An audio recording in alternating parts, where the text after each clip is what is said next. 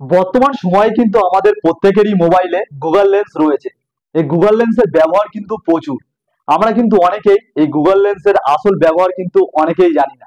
এই গুগল লেন্সের সাহায্যে কিন্তু আপনাদের জীবন অনেকটা সহজ হয়ে যেতে পারে। তো চলুন দেখে নেওয়া যাক এই গুগল লেন্সের আসল ব্যবহারগুলি। তো আমি এখন চলে এসেছি আমার মোবাইল স্ক্রিনে। এখান থেকে গুগলটাকে জাস্ট অন করব।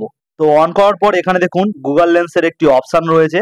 তো এখানে জাস্ট ক্লিক করব। এখানে ক্লিক করার পর এরকম একটি অপশন চলে আসছে এবং উপরের দিকে দেখুন ক্যামেরা আইকন রয়েছে, এখানে ক্লিক করব। তো এখানে ক্লিক করলে এবার লেখা রয়েছে দেখুন ওপেন ক্যামেরা বলে। তো এখানে ক্লিক করব এবং প্রথমবার আপনারা যদি এটাকে অন করেন তাহলে কিন্তু এরকম পারমিশনের অপশন দেওয়া থাকবে। তো আমি এখান থেকে জাস্ট অনলি দিস টাইম করে দিলাম। তো চলে আসছে গুগল লেন্সের প্রথম ব্যবহার। আপনারা ধরুন কোনো প্রোডাক্ট বা কোনো জিনিস এরকম গুগল লেন্সের সামনে ধরেন এবং তারপর এর একটা ফটো তুলে নেন। এরপরে আপনারা যদি ওপরের দিকে স্ক্রোল করেন তো এখানে দেখতে পাবেন এই মাইকটি কি কোম্পানির বা এই মাইকটির কেমন কি প্রাইস রয়েছে, অ্যামাজন, ফ্লিপকার্ট বা অন্য কোনো ওয়েবসাইটে কেমন কি দাম রয়েছে, মানে এই মাইকটি সম্পর্কে সমস্ত তথ্য আপনারা এখান দিয়ে পেয়ে যাবেন। এরপরে আসছি নাম্বার 2, বিভিন্ন ছবি সম্পর্কে তথ্য আপনারা পেয়ে যাবেন। এর জন্য এখানে দেখুন একটি গ্যালারির অপশন রয়েছে। তো জাস্ট এখানে ক্লিক করবেন। আপনারা যদি এটি প্রথমবার করে থাকেন তো আপনাদেরকে এখানে ছোট্ট একটি পারমিশন দিয়ে দিতে হবে। তো এখানে দেখুন একটি অপশন রয়েছে অ্যালাউ অ্যাক্সেস বলে। তো এখানে জাস্ট এটাকে অ্যালাউ করে দিতে হবে। তো এটা অ্যালাউ করে দিলে আপনাদের মোবাইলের যে গ্যালারির ফটোগুলো রয়েছে তো এখানে সবগুলো দেখিয়ে দেবে। তো এখান থেকে আপনি যেই ফটোটা সম্পর্কে জানতে চান তো সেই ফটোটাকে জাস্ট সিলেক্ট করে নেবেন। এখান দিয়ে আমি একটি পাহাড়ের ফটোকে সিলেক্ট করে নিয়েছি। তো এই পাহাড়টা সম্পর্কে আমি জানতে চাই যে এই পাহাড়টার উচ্চতা কত বা এই পাহাড়টা কোথাকার। তো তার জন্য জাস্ট নিচে একটু স্ক্রোল করবেন।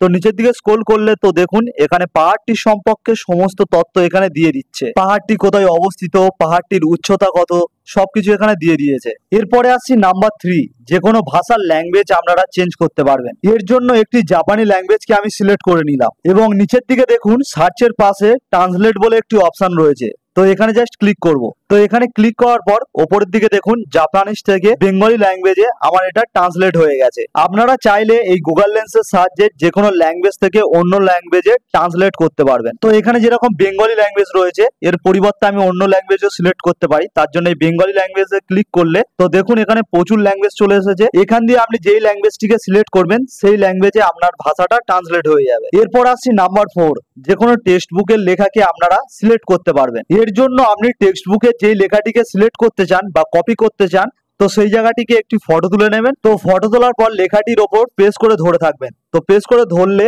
আপনাদের এরকম সিলেক্ট করার অপশন চলে আসবে। আপনি যতটুকু সিলেক্ট করতে চান সেইটুকু এখান দিয়ে সিলেক্ট করে এখান দিয়ে কপি করে নিতে পারেন। তো কপি করার পর এরপর আপনি যেখানে ইচ্ছা এই লেখাটিকে পেস্ট করে দিতে পারেন। এরপরে আসছি নাম্বার 5, যে কোনো গাণিতিক সমস্যার সমাধান করতে পারবেন। আপনার হয়তো একটি অঙ্ক কষতে অনেক সমস্যা হচ্ছে, তো সেই অঙ্কটির জাস্ট একটি ফটো তুলে নেবেন। তো ফটোটি তোলার পর আপনার যেই অঙ্কটির সমস্যা হচ্ছে সেই টোকাকে জাস্ট সিলেক্ট করে নেবেন।